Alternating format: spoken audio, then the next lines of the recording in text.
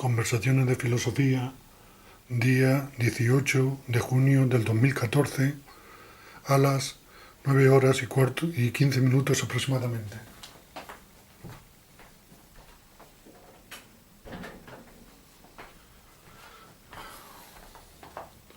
Vamos a intentar que estas conversaciones de filosofía sean, como siempre, de filosofía, de literatura y un poco de arte. La cuestión es plantearse una serie de temas y de cuestiones para, de ese modo, intentar comprendernos o intentar comprendernos un poco mejor. Lo primero que habría que hacer es plantearse, como ya lo hago de muchas maneras y de muchas formas, si tiene sentido que yo grabe algunos vídeos de filosofía y de literatura y sobre arte y que luego los suba a internet o no los suba. Yo comprendo que si ahora estuviera viviendo Kant o Aristóteles o Platón o Hegel, los utilizarían, pero no sé si en mi caso y en mi situación tiene sentido que yo lo plantee o lo suba o me suba algunas ideas o algunos conceptos que yo pueda tener.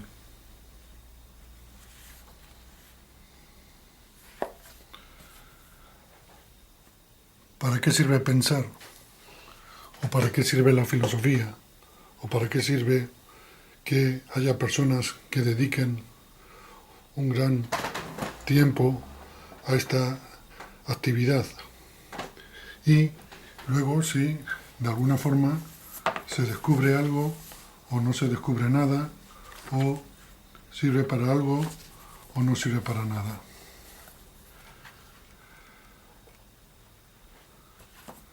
En el siglo XX han sobresalido muchos pensadores que están entre el campo de la filosofía y de la literatura, algo parecido en mi caso, que en mi caso también, pero que ha habido mucho pesimismo y mucha angustia en el siglo XX, quizás debido a las guerras mundiales, quizás debido a otros factores de que el hombre se siente más solo, el hombre se siente más perdido, quizás debido a multitud de causas y razones que desconocemos, pero el siglo XX ha dado una cantidad de seres humanos que viven una explosión demográfica como jamás hemos tenido. Hemos pasado prácticamente de 1.000 millones a 7.000 millones. Y se ha multiplicado, no sé por cuántas veces, por 10, por 100, por 50, los conocimientos científicos y filosóficos y religiosos y culturales y artísticos y tecnológicos. Por tanto, de alguna forma, la situación nos desborda y tenemos que encontrar nuevos conceptos y nuevas ideas que sean más aproximadas, más verdaderas, más cercanas a lo real o como quieren ustedes denominarlo. Pero, ¿por qué el hombre tiene tanto pesimismo? ¿Por qué el hombre del siglo XX en general tiene tanta angustia y tanto pesimismo y tanto dolor cuando podemos decir que algunos parámetros han ido hacia peor, pero muy pocos, pero la mayoría de parámetros ha ido hacia mejor? O sea, pongamos un caso, al menos en Occidente ya no es raro que una mujer se muera en el parto, o es un caso cada 1.000 o cada 10.000, no sé cuál es la estadística que será, pero hace un siglo y medio se morían a cientos, una de cada 10 del parto o del preparto o del posparto. Todo eso, por ejemplo, se ha mejorado ostensiblemente, lo único que se ha ido hacia peor es que somos capaces de extinguir la especie humana y nunca hemos tenido ese poder. Pero yo creo que la energía nuclear será también la que nos salve del problema energético del futuro, a no ser que encuentren otra solución. La energía de fusión, si por fin la encuentran y hallan la solución, podría ser la variable que nos diera una energía sin límite y por tanto un poder al hombre enorme. Por tanto, la angustia que el hombre padece quizás deba buscarlo en otras causas, quizás deba buscarlo en que ha perdido una moralidad correcta, en general ha perdido una espiritualidad y una relación con el Ser Supremo correcta, o ha perdido una serie de variables, de costumbres buenas a nivel social, etc. Quizás el hombre esté en cierto modo confundido o confuso porque él ha querido transformar la vida y la realidad y lo ha hecho, pero quizás no haya sido lo suficientemente inteligente y bondadoso para saber que debía de seguir con una moral o moralidad más adecuada y tenía que seguir con una religiosidad mínima, etc. Y muchos seres humanos se han negado a esa posibilidad.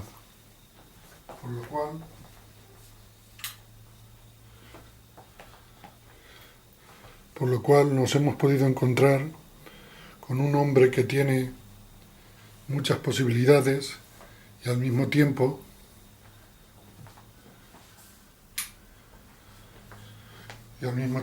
se ha encontrado que tiene menos posibilidades de las que él pensaba, porque exista Dios o no exista Dios, el hombre en general todavía necesita el concepto de Dios. Y exista una moralidad correcta o no exista una moralidad correcta, el hombre todavía necesita una moralidad correcta.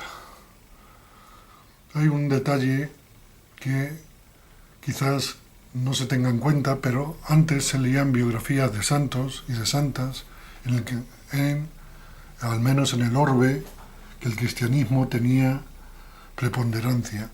Esa costumbre de leer biografías de santos y de santas, o sea, de personas de alto nivel moral y espiritual, que ahora se podrían hacer con estudios históricos más profundos, creo que eso es un error, pero no solo para el creyente, sino incluso más para el no creyente, porque está olvidando y obviando una fuente de información que podría ser esencial para él, para su propia felicidad, para su propia vida, para su propia existencia, para su propio ser, para su propia forma de estructurar el mundo, etc. A mi modo de ver, no ser consciente de esto es caer en multitud de errores de todo tipo que llevan al hombre a equivocarse mucho en su relación de sus ideas, de sus actos, de sus pensamientos, de sus palabras, de sus deseos, de sus pasiones, de sus emociones, de sus sentimientos, etc. Aquí nos lleva en definitiva al problema de la felicidad, que es un concepto muy complejo, que se han dado muchas hipótesis y muchas respuestas, pero sea la que sea, la felicidad no se puede alcanzar sin un concepto adecuado, teórico y práctico de Dios. Por supuesto que hay muchas concepciones de Dios y diversas religiones que tratan el tema de Dios, y no todas las religiones son iguales, aunque tengan puntos en común, ni tienen el mismo concepto de Dios, ni los conceptos metafísicos religiosos. Quizás la búsqueda de Dios sea una de las obligaciones que cada hombre tiene que hacer durante toda su vida y durante toda su existencia. Mientras que estoy, grabando esta cuestión o este tema o este análisis de algunas cuestiones de filosofía, me sigo preguntando si tiene sentido, no ya que yo lo grabe o ya que yo lo tenga, sino si tiene sentido que yo lo subiera a internet.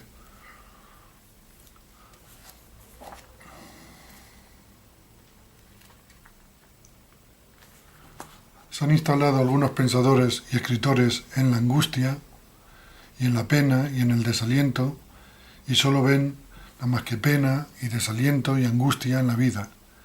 Y no se puede negar que existe la pena y el desaliento y la angustia y el sufrimiento en la vida, pero tampoco se puede negar que no solo existe eso, sino que existen otras realidades que, digamos, indiferentes, en las cuales pues ni estás alegre ni estás triste, y que existe también otras realidades que son alegres y que son buenas y que son positivas, etc.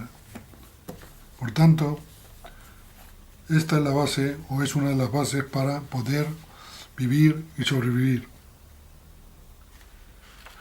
Yo no me gusta citar autores, pero que creo yo que quizás hayan hecho un análisis demasiado negativo sobre la realidad. Pero autores tanto como escritores, como artistas, como pensadores, como filósofos en estos 2 siglos o 2 siglos y medio. Y el hombre no es capaz de ver lo que tiene en todos los sentidos que no tenía hace 2 siglos. Por ejemplo, el agua, el fuego directo, digamos, el poder ir y viajar a América en 12 horas y cientos y cientos y miles de cosas que no nos dejan ver la realidad. Cierto es que yo ya lo he dicho varias veces, que cuando te duele un dedo, una uña o un diente, pues te duele eso y estás concentrado en eso, pero la razón te tienes que hacer llevar a pensar que aunque te duele el diente y no puedes dormir, miles de funciones del ser humano están funcionando correctamente en ese momento. Y no eres consciente de eso, porque todo el mundo tiene que sufrir penas y traumas y desalientos de muchas clases y de muchas variedades y de muchos modos y de muchas maneras. El que niegue esta realidad no es consciente de lo que es el hombre. Si el hombre es un animal, aunque no sea solo animal, sino es un animal racional, y según algunos es un animal racional con espíritu o con alma, si es un animal, con el animal tenemos que tener también sus, digamos, necesidades y sus bienes y sus males físicos o biológicos. Los animales sufren, los animales se alegran. Si somos animales psicológicos o mentales, pues también tenemos que tener cosas alegres y cosas tristes. Y también si admitimos que tenemos alma o espíritu mortal, es un deber del hombre intentar conocer si lo tiene y si lo tiene, cuidar, digamos, de ese huerto o de ese árbol que llamamos alma inmortal o espíritu inmortal, etcétera, etcétera. Todo esto lo digo porque es muy fácil. Se han desarrollado muchas filosofías, muchos pensamientos y les ha dado a los autores muchos dividendos. Esos autores que han ido en contra de una clase social, en contra de una cultura, en contra de una sociedad, en contra de un grupo humano, en contra de una etnia, en contra de un sistema de ideas, en contra de Dios, en contra de la religión, en contra de algo. Y mi modo de pensar no es ese, por tanto, por eso a veces no cito autores, sobre todo si tengo que aplicarles una crítica negativa. Pero es suficiente con lo que digo para obligarles a ustedes a pensar y a recordar los autores, tanto escritores como artistas en todos los artes, como filósofos, como pensadores, que incluso científicos sociales, que tienen una mirada demasiado negativa hacia la realidad. Quizás en gran parte porque hayan tenido alguna herida algún trauma, algún pesar, alguna pena muy profundo en su adolescencia o en su infancia, o que hayan heredado de alguna forma de sus familiares por el ambiente o por la educación. Y que a veces tenemos malas costumbres de comportamiento y por tanto luego ese mal comportamiento tiene consecuencias para nuestras vidas y para nuestra existencia. Porque tener costumbres negativas al final hacen pasar hay que pagar un precio bastante negativo, tanto en salud física como en salud psicológica, salud biológica, salud moral, salud espiritual. Y a veces no nos damos cuenta que somos tan pesimistas porque quizás tengamos un trauma heredado de los familiares, o que nos haya sucedido a nosotros en nuestra infancia, o porque hemos llevado una vida en algunos aspectos que no es totalmente sana, no sana biológica, sana psicológica, sana moral, o por un conjunto de realidades o causas.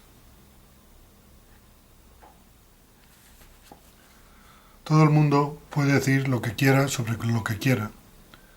A muchos pensadores se le valora y escritores que dicen juicios radicales, duros, sobre algo. Pero un pensador o un filósofo, incluso un escritor, tiene que dar argumentos. No solamente puede utilizar la belleza o lo que le conviene, sino que tiene que dar argumentos. Pero no solamente tiene que dar argumentos a favor, sino que tiene, en la medida de lo posible, contradecir los argumentos que va en contra de su tesis o de su hipótesis. Esto en la realidad lo hacen muy pocos, incluso yo no lo hago siempre. Pero esta es la diferencia entre un pensamiento racional con argumentos y un pensamiento, si se quiere, racional, pero más bien emotivo, sentimental, afectivo, etc. La obligación del pensador, del escritor, del artista, es buscar no solo la belleza, sino buscar la utilidad, buscar la verdad o el mayor grado de verdad posible y, si puede ser, la bondad. Yo sé que en esto no soy original, ni quiero ser original, porque los físicos y los matemáticos solo son originales en determinadas cuestiones y en lo demás heredan lo que durante siglos y milenios el hombre ha ido acumulando. Los trascendentales escolásticos, basados también en Platón y en Aristóteles, creo que todavía siguen siendo los faros del pensar y del actuar y de lograr, con todas las matizaciones que exigirían las aportaciones de las ciencias sociales, etc.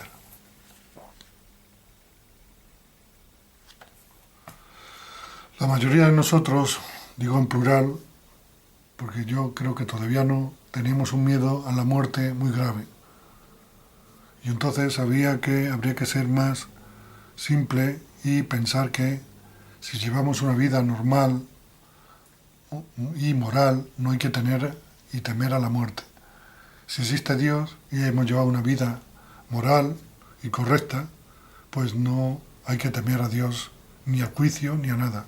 Si no existe Dios y hemos llevado una vida moral lo más posible, pues tampoco tenemos que temer la muerte, porque hemos dejado el mundo, si no mejor, al menos no hemos añadido más negrura, más sombras, etc.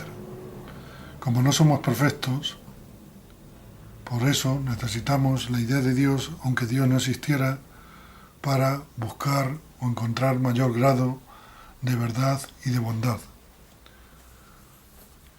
Por tanto, la muerte hay que tomarla con prudencia, no hay que adelantar la muerte, en ningún caso hay que suicidarse, hay que llevar una vida correcta, porque hay formas de vida que tú te estás acercando a la muerte, con costumbres, con formas de hábitos, formas de vivir, tomando determinadas sustancias, no llevando un descanso no necesario o descansando demasiado, etc. Por tanto, el hombre tiene que buscar cumplir con sus deberes de Estado, si está casado, con la familia, con la sociedad, con su trabajo, consigo mismo, intentar llevar una vida lo más racional y lo más moral posible en la medida de lo posible.